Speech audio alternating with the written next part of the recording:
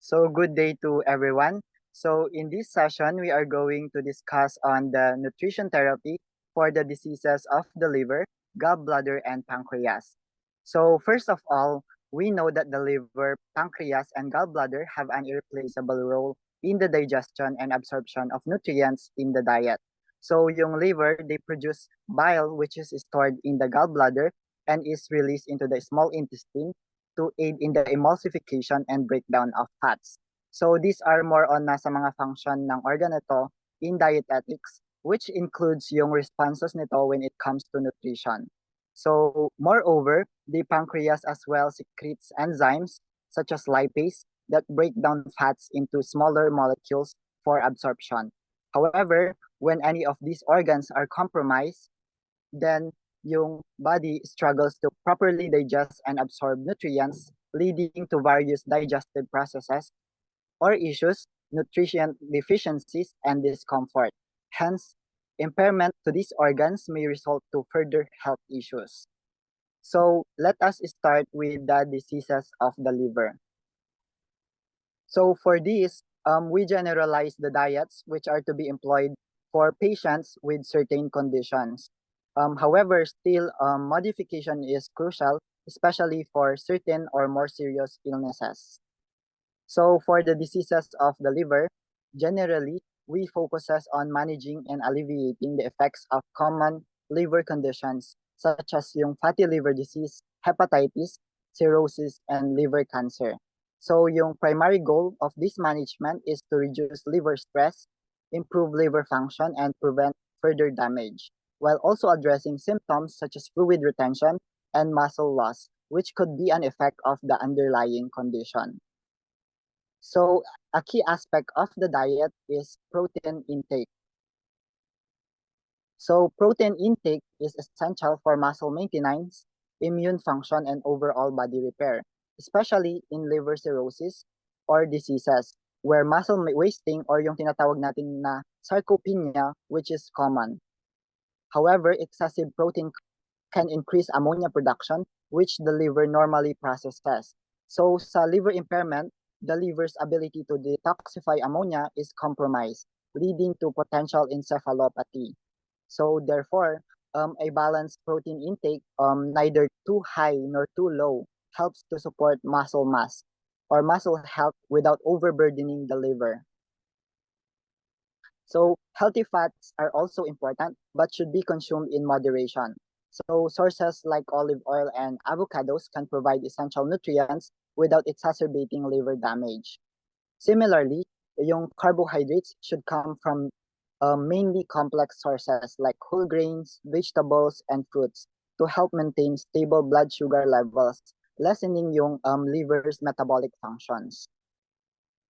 So for those with conditions like cirrhosis naman, managing sodium intake is crucial to control fluid retention. It is because the liver's reduced ability to process electrolytes can lead to fluid retention, resulting in swelling or yung ascites, yung lumalaki yung tiyan, as well as edema. So sodium retains water in the body and limiting it helps reduce the risk of these complications.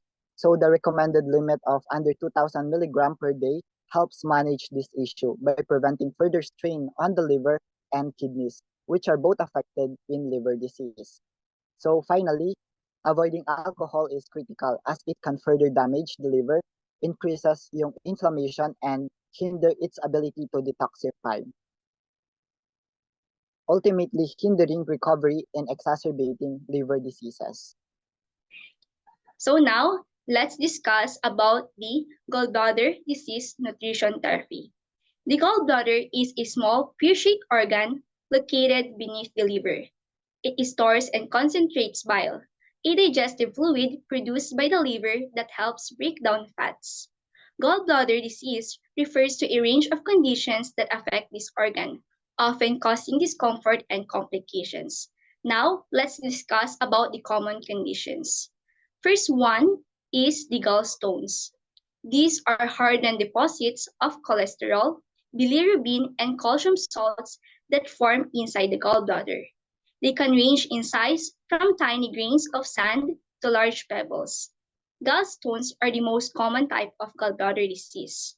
Second, cholecystitis.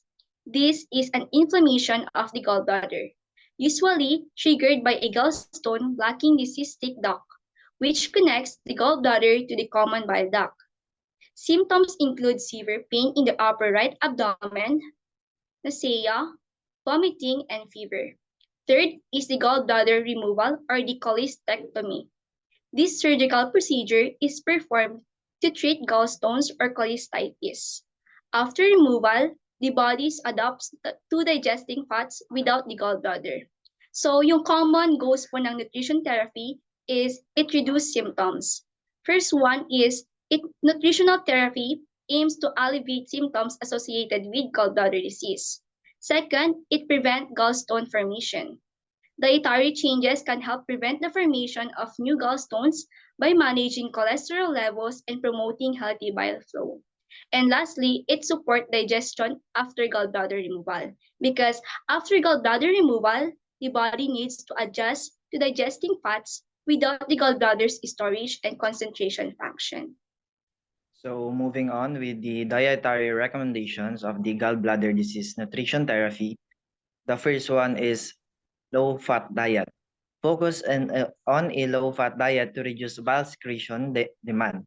Aim for 20 to 30% of calories from fat, with fats coming from sources like olive oils and nuts. Adopting a low-fat diet, 20 to 30% of total calories minimizes bile secretion demands, which is crucial since the gallbladder's role is to store bile for fat digestion. Healthy fats from sources like olive oils and nuts are recommended as they can improve bile quality and regulate gallbladder contractions. Second is small, frequent meals. Eating smaller, more frequent meals helps avoid overloading the digestive system and reduces the risk of bile buildup. Eating smaller, more frequent meals prevents overwhelming the digestive system, reducing the risk of bile buildup and gallbladder pain. These regular eating patterns facilitates consistent gallbladder emptying, promoting better digestion. The next one is the high fiber foods. Include fiber from fruits, vegetables, and whole grains as fiber helps regulate bile and may prevent gallstones.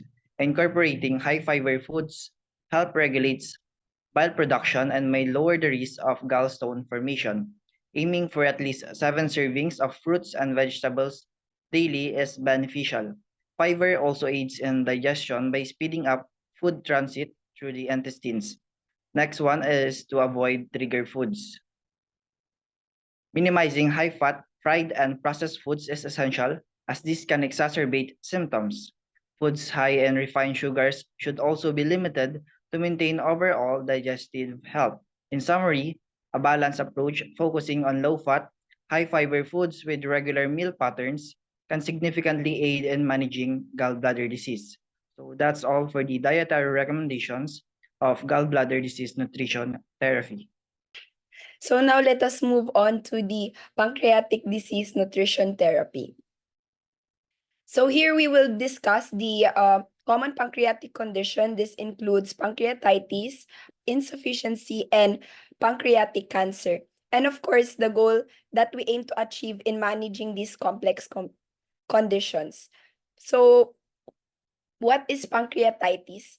Pancreatitis is defined as the inflammation of the pancreas, often caused by gallstones or excessive alcohol use, which leads to digestive enzymes damaging the pancreatic tissues. Symptoms can be severe, including intense abdominal pain, nausea, and vomiting. Meanwhile, pancreatic insufficiency is a condition where the pancreas fails to produce enough enzymes to aid digestion. This can lead to malnutrition, weight loss, and digestive issues. So lastly, let us define pancreatic cancer. So this is one of the most challenging cancers to treat, which often remains asymptomatic until it reaches the advanced stages, making early detection difficult. So now let us move on to the proper management that we can do. So our goal is to focus on the three main areas. First is reducing pancreatic stress. which is very crucial, especially for patients with pancreatitis, where we might recommend dietary modifications and even fasting to allow the pancreas to rest. Second is helping our patients to manage their blood sugar level, because the pancreas plays a central role in insulin production. For patients with pancreatic insufficiency or cancer, this often means careful monitoring and insulin therapy. Lastly, we must ensure adequate nutrition absorption, particularly for those with insufficiency as they lack essential enzymes. This can involve enzyme replacement therapy, tailored diets, and sometimes additional vitamin supplements. So in summary, understanding these conditions and our primary goals can reduce pancreatic stress, manage our patient's blood sugar, and support nutrient absorption, which allows us to provide comprehensive care that addresses the root challenge of pancreatic health. That is all. Thank you. And now, let's move on to the dietary recommendations for pancreatic disease. So first is the low-fat diet. So for pancreatitis or other pancreatic issues, a low-fat diet, usually 20 grams or less per day, can prevent triggering the symptoms. Includes healthy fats in small amounts. So it can help avoid symptoms by reducing the load on the pancreas. So we need to choose healthy fats, but in small amounts, like a little olive oil or avocado. So basically, we need to consume or lessen fats and choose healthy fats. And next is small frequent meals. So eating small meals helps reduce digestive enzymes demands on the pancreas. So eating smaller meals throughout the day reduces the pancreas workload, as it won't need to release many digestive enzymes at once. So we need to eat less and be healthy. And for the third one is the enzyme supplementation. So for those with pancreatic insufficiency, digestive enzyme supplements may be needed to help with nutrition absorption. So for those who have trouble digesting food due to pancreatic insufficiency enzyme supplements can aid in nutrient absorption. And next is the high protein foods. So we need to choose lean protein sources like chicken, fish, and legumes to support recovery without overstressing the pancreas. And lastly, we need to do the carbohydrate monitoring. So in cases of diabetes or blood sugar issues, limit simple sugars and focus on the whole grains, vegetables, and low sugar fruits. So this concludes the things needed recommendations for pancreatic disease. All right, so moving on to the general recommendations for the liver, gallbladder, and pancreas diseases. So today let's talk about the four we have here to avoid alcohol. These organs play a huge role in digestion and metabolism, and it's essential for us to take care of them. So avoiding alcohol would be good for these organs, since alcohol is incredibly damaging to all of these organs. The liver, for example, works hard to filter toxins, and alcohol just adds more stress, increasing the risk of liver disease. The pancreas and bladder are also sensitive to alcohol and can be affected negatively. So the best approach here is to minimize the alcohol or avoid it entirely.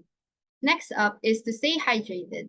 Drinking enough water each day is crucial for the digestion and help these organs perform their roles efficiently. Hydration keeps everything moving smoothly through your digestive tract, which in turn reduces strain on your liver, pancreas, and gallbladder. Aim for at least 8 glasses of water per day, but remember that the needs can vary on your activity level and climate where you live. So let's move forward to the general recommendations for patients with liver, gallbladder, and pancreas diseases.